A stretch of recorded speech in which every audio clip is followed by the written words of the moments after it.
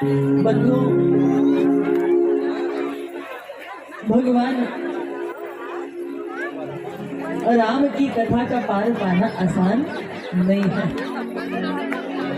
इसलिए अगर हम कथा में प्रवेश करेंगे तो हमारे जो लाला है ना कन्हैया, वो तो आज आ ही ना पाएंगे। इसलिए हम भगवान राम की कथा को प्रणाम करते हैं, क्योंकि भगवान राम से भी बड़ा उनका नाम है। इसीलिए उनके नाम का ही आधार ले लेते हैं कि प्रभु आपका नाम मंगलमयी है, दुष्टों का संहार करने वाला है, सबको पावन करने वाला है। हम तो आपके नाम का आधार लेते हैं। बंधुओं, भगवान का जो नाम है ना, वो प्रभु राम से भी बड़ा है, उनसे भी बड़ा है। आपने वो कथा सुनी होगी जब भगवान राम अपनी लीला का स्मरण करके साकेत धाम को जा रहे थे। तो जब प्रभु साकेत धाम को जा रहे थे तो सारी प्रजा प्रभु के साथ साथ में थी। ब्रह्मांड वो जो है घाट से, कौन सा है वो अयोध्या में घाट, वहां से भगवान सारे अपने गणों के साथ में, प्रजावासियों के साथ में, सबके साथ जा रहे थे। तो हनुमान जी देखा भगवान ने कि पीछे रह गए।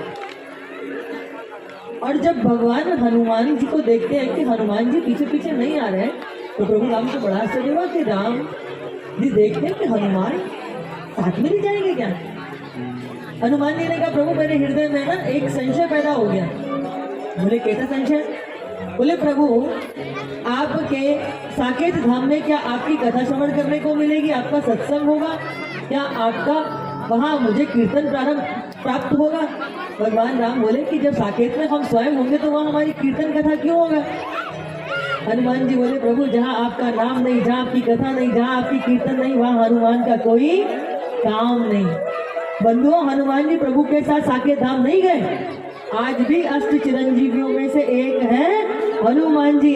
कली काल में भी जहाँ कहीं कोई सत्संग, कीर्तन, हवन, यज्ञ अनुष्ठान होता है, मेरे प्रभु हनुमान जी स्थान लेकर के उसको श्रवण करते हैं। इसीलिए अष्ट चिरंजीवियों में से कलयुग केवल चारों युग पर ताप तुम्हारा, चारों युग में उनका प्रताप है। कलयुग के देवता है।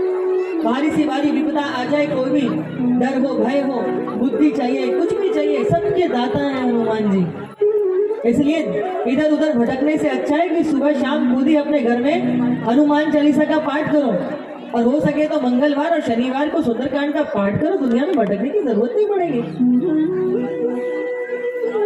भगवान को प्राप्त करने के लिए आपके और उनके बीच में किसको चाहिए? आप स्वयं भगवान का हनुमान चालीसा का पाठ करके भी भगवान की कृपा को प्राप्त कर सकते हैं। इसलिए बंधुओं, प्रभु राम की कथा हम सब ने श्रवण की है कि कैसे भगवान वन में गए, असुरों का वध किया है, ऋषियों को तारा है, केवट निषादों को गले लगाया है। और एक बात याद रखिएगा, अगर मेरे प्रभु राम अयोध्या में राजगद्दी पर बैठे रहते तो आर्यवर्त की धरती पर उस समय बहुत सारे राजा थे, एक और राजा बन जाते, राजा राम। लेकिन भगवान राम इसीलिए बने क्योंकि 14 वर्ष तक वनवास करके जो पूरब से लेके पश्चिम तक, उत्तर से लेके दक्षिण तक बटी हुई उस मानसिकता को, जाति को उन्होंने एक किया, सबको गले से लगाया। अपने पिता का श्राद्ध नहीं किया, पर गीधराज का श्राद्ध कर दिया। उनके मित्र कौन थे? निषाद राज। इसलिए बंधुओं, मेरा आपसे इस कथा के माध्यम से एक हाथ जोड़कर करबद्ध निवेदन है कि अपने भाई बंधुओं के जाति के नाम पर उनको उपेक्षित मत करो। यदि ये देश सुरक्षित रहेगा तो हम सब सुरक्षित रहेंगे। यदि जाति पाति में बढ़ गए ना, तो फिर जैसे अभी तक परिणाम देख रहे हैं ना, आने वाले समय में भी यही परिणाम देखने को मिलेगा। इसलिए एक दूसरे को प्यार दो, सम्मान दो। मनुष्य मनुष्य को सम्मान देता है। जो बड़ा है वो बड़ा ही है। आप देखो, हमारे यहाँ जितने भी याज्ञिक कर्म होते हैं, कर्मकांड होते हैं, पूजा पाठ होते हैं, कौन करते हैं? हमारे यहाँ सब ब्राह्मण जन करते हैं। सारा समाज उन्हें आदर देता है। तो जो आपका आदर है वो आपको मिलेगा। छोटे बड़े का हर कोई करता है, लेकिन हमें अपने छोटों को गले लगाना पड़ेगा, उनको प्यार देना पड़ेगा, हमें उनको संभालना पड़ेगा, ताकि वो विधर्मियों के साथ में मिलकर के देश के सूत्रों को काटने का प्रयास ना करें। आपको मालूम है चाणक्य ने क्या कहा था? जब चंद्रगुप्त मौर्य को राजगद्दी पर बिठाया गया था, तब लोगों ने कहा कि हम एक छोटी सी जाति के राजा को राजगद्दी पे अपना राजा स्वीकार नहीं कर सकते। तब चाणक्य जैसे समझदार विद्वान उस ब्राह्मण ने कहा था कि देश रहेगा तब तो जाति रहेगी, जब देश ही नहीं रहेगा तो जाति का क्या करोगे। इसलिए बंधुओं प्यार दो, अपनों को संभालो, गले लगाओ। हमारे यहाँ छुआछूत जैसी कोई चीज नहीं थी। फिर आप कहोगे छुआछूत नहीं था तो कहां से आ गया? हमारे यहाँ जब कोई पाप करता था, चोरी करता था, बुरे काम करता था, तो लोग कहते थे कि इसको दूर रखो, इसकी छाया से भी दूर रहना, नहीं तो इसके अवगुण तुम्हारे भीतर आ जाएंगे। इसलिए इससे दूर रहना, इसकी छाया से दूर रहना, से छू मत जाना। बुरे कर्म करने वाले व्यक्ति से हम दूरी बनाते थे, ना कि हमारे यहाँ जातिगत छुआछूत था। ये तो अंग्रेजों का षड्यंत्र भारत में कामयाब हो गया। इसीलिए वो तो चले गए, अब तुम भी जाग जाओ। कब तक कुंभकर्ण की निद्रा से यारी दोस्ती करे रखोगे? अब अपने भाइयों को गले लगाओ, अपने सारे ग्रामवासियों को प्रेम करो, अपनी क्षेत्र के सारे लोगों को सम्मान दो। और सम्मान देने से कोई छोटा नहीं होता, सम्मान देने से हम बड़े ही होते हैं, आदर ही मिलता है, प्यार ही मिलता है। इसलिए जाति पाति में बढ़ करके अपनी शक्ति को कम मत करो, अपनी शक्ति को पहचानो बंधुओं। अब ये देखो कि अब ये कार्यक्रम हो रहा है, कोई कल्पना कर सकता था कि यहाँ पे हम सब बैठ करके ऐसे सत्संग करेंगे? पर एक धार्मिक अनुष्ठान में हम सबको एक ही छत के नीचे लाके बैठा दिया। अब हम सब कौन है? सनातनी है। कौन है? सनातनी है। कुंभ में गोता लगाते हैं, नदी में कोई पूछता है क्या? इसलिए कुछ तो हम कहते हैं और कुछ हम बेवजह का नाटक भी करते हैं। इसलिए हम बड़ा दिल रख करके तुम्हें आगे गले लगाए और तुम आगे बढ़ा करके क्या करना है? ये फालतू का नाटक ना करके अपने देश की अस्मिता के साथ खड़े हो जाओ। कोई कितना भी बरगलाए, कितना भी प्रलोभन दे बंधुओं, किसी के चक्कर में मत पड़ो, क्योंकि सत्य सनातन धर्म एक ऐसा धर्म है ना जिसका ओर है ना छोर है, आदि है अनंत है, आदि है अनंत है। इसलिए जिस धर्म में जन्म लिया है, हमारा इतिहास देखो, लोगों ने अपने आप को नष्ट कर दिया, सर्वसर्वित कर दिया, और हम छोटे छोटे लोगों में प्रलोभित होकर के अपने धर्म को परिवर्तित कर देते हैं। वो कल की कथा में पूतना आएगी, पहले तो एक ही पूतना आई थी वेश बदल करके, अभी न जाने कितनी पूतनाएं आपको किताब कॉपी, स्कूल में एडमिशन दिलाने के लिए, वस्त्र देने के लिए, शिक्षा के लिए आप सबके धर्मांतरण करवा रही है, आपकी जाति छीन रही है। कैसी पढ़ाई है? हमारे यहाँ कुछ देख करके बदले में लेने की आकांक्षा नहीं की जाती है। इसलिए ऐसी पढ़ाई जो आपका सब कुछ छीन ले, आपको अपने सनातन से दूर कर दे, अपनी संस्कृति से दूर कर दे, इससे तो अनपढ़ रहो तो ज्यादा अच्छा है। कम से कम अपने धर्म के प्रति निष्ठावान तो रहोगे। अंग्रेजी पढ़कर आगे घर वालों को गंवार समझने लग गए। अरे पहले के लोग पढ़े लिखे नहीं होते थे पर संस्कारित होते थे, अभी हम पढ़ लिख गए, गंवार ज्यादा हो गए, हमने अपनी तहजीब को विदा कर दिया। इसलिए बंधु ऐसा भी मत पढ़ो कि तहजीब गायब हो जाए, पढ़ो ऐसा जो तुम्हारे जीवन में आचरण सदाचार को लेकर के आए। सब अंग्रेज बनाने में लगे पड़े हैं, सब कहाँ जाएंगे भैया? कॉन्वेंट विद्यालय में।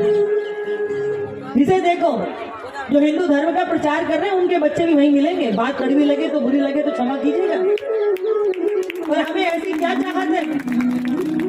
क्या चाहत है? अरे सबको इंजीनियर डॉक्टर बना दोगे क्या?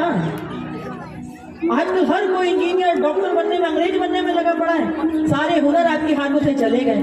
पहले लोग कितने अच्छे मिट्टी के बर्तन बनाते थे, जो है इतने सुंदर सुंदर कारपेंटरी जो है कारीगरी करते थे, फिटिंग करनी आती थी। अभी ड्राइविंग से लेके सब चीज विदा हो गई, विदा हो गई। हर किसी को क्या लगता है, लॉन लो, एक ही बच्चा पैदा करो पर उसको अंग्रेज बनाओ, या बहुत विदेश चला जाए तो भैया फिर तो पैर धरती पे हिंगे नहीं, कौन सा उसने क्या आकाश छू लिया।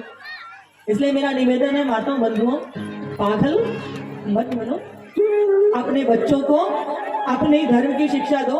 धर्म की शिक्षा दोगे तो वो तुम्हें माता पिता समझेंगे।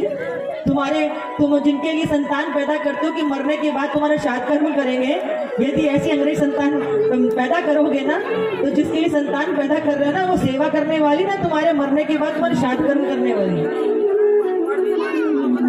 इसलिए बच्चों को अंग्रेज ना बनाओ, बच्चों को शिक्षित बनाओ कि उनको सब कुछ आए, लेकिन वो अपने माता पिता को या अपनी संस्कृति को, अपने धर्म को ही वो गलत समझने लग जाए या तर्क करने लग जाए, ऐसी शिक्षा राष्ट्र के कल्याण के लिए नहीं है।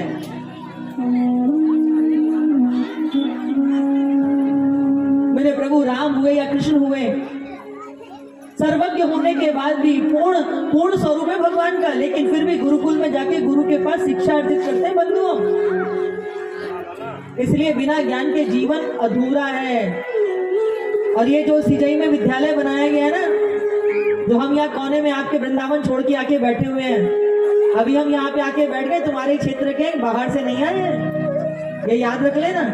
और यहाँ आके हम इसलिए डटे हैं कि यहाँ के घर घर के बच्चों को बिना फीस की आकांक्षा के लिए हमें आपकी फीस नहीं चाहिए, परंतु आपके बच्चे संस्कारवान यदि बन गए और देश धर्म के लिए कुछ करने वाले बन गए तो हमारी साधना करना, तपस्या करना, दीदी माँ का, गुरुदेव का सपना पूरा हो जाएगा। तो घर घर के बच्चे पढ़े, वहां पे आकर जितना हो सकेगा वहां पे अच्छे टीचर लेके आएंगे, सुविधाएं देंगे।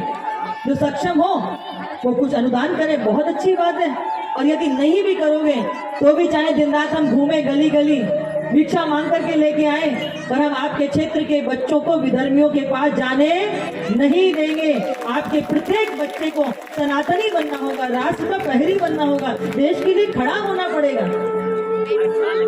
इसलिए आपके बच्चे संस्कारी बने।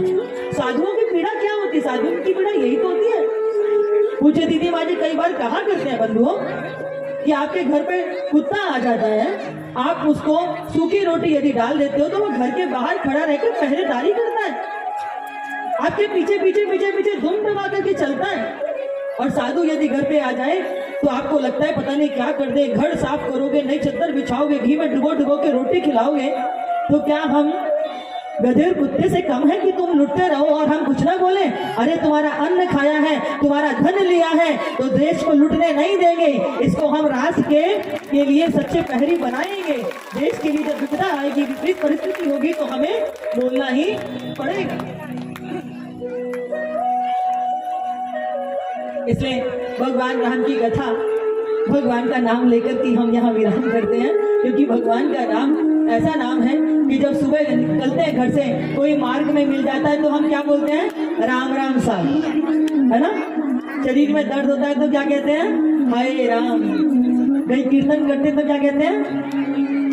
हरे राम राम राम हरे हरे कहते हैं। और जब हमारा कोई स्वजन संबंधी, सगा सहोदर कोई हमारे बीच में से उसका प्राणायाम हो जाए, प्राण पखेरु उड़ जाए, शरीर छूट जाए, तो फिर क्या कहते हैं उसके पीछे पीछे? राम नाम सत्य है। यानी कि हमारे जीवन की सुबह और हमारा अंत राम में ही समाया हुआ है। इसलिए हमारा शाश्वत सत्य यही है कि हम राम की संतान हैं और राम ही हमारे पूर्वज हैं। और उसका सबसे बड़ा प्रमाण यदि आपके सामने कुछ है तो आज भी आप राम सेतु का दर्शन कर सकते हैं, जिसे भगवान ने स्वयं अपने साथियों के साथ बनाया था। और क्या लिखते थे पाषाणों पे? राम। राम लिखने मात्र से वो पाषाण तैरने लग जाता था। नील, अंगद, बड़े बड़े जामवंत सब लगे हुए थे पुल बनाने के लिए। तो एक दिन प्रभु राम ने देखा कि सारे लोग लगे हुए हैं। नन्ही सी गिलहरी भी अपने बाल को जल में सागर के गीला करके लाती और रेत में लोट पेट करके कुछ कण उसके जो बालों में चिपकते हैं वो ले जाकर के पुल पर झाड़ देती। प्रभु राम की दृष्टि पड़ गई, देखा नन्ही सी गिलहरी है, बड़े बड़े योद्धा हैं, किसी के पैरों के नीचे दब ना जाए। दया आ गई प्रभु को। प्रभु ने कहा नन्ही सी गिलहरी से, एक गिलहरी ये क्या करती है? कहीं किसी योद्धा का पैर पड़ गया तो दबकर मर जाएगी। वो गिलहरी कहती है कि प्रभु मैं जीवित रहूंगी या मरूंगी इसका मुझे डर नहीं है, लेकिन कम से कम मेरे अंतर मन में, मेरी आत्मा में सहयोग, मतलब संतुष्टि तो रहेगी कि प्रभु राम के काम में मेरा भी सहयोग था, इस पुल को बनाने में मेरा भी सहयोग था। भगवान राम को लगा सारे लोग लगे पड़े इतनी श्रद्धा भाव से।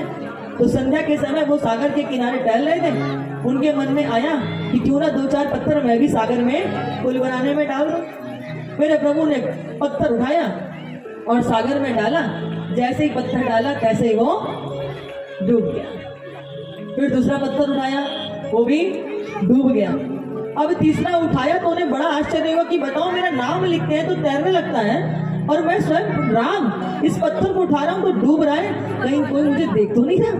इधर उधर गर्दन घुमाई तो देखा पीछे हनुमंत लाल खड़े खड़े मुस्कुरा रहे थे। राम जी ने कहा देखो हनुमंत, ये कैसी विपरीत स्थिति है, मेरा नाम लिखते हो तो पत्थर तैर जाता है और मैं स्वयं छोड़ता हूँ तो डूब जाता है। हनुमान जी ने चरण पकड़ लिए, बोले प्रभु इसमें आश्चर्य की कौन सी बात है, अरे जो आपके नाम का आधार लेगा सब भला सृष्टि में कौन है जो डुबा सके, लेकिन जिसे आप स्वयं छोड़ देंगे नाथ फिर भला उसे कौन तार सकेगा। इसलिए बंधुओं भगवान का नाम, इसलिए आइए प्रभु राम की कथा को नाम लेकर के हम विराम करते हैं। बोले श्यावर रामचंद्र भगवान जय हो।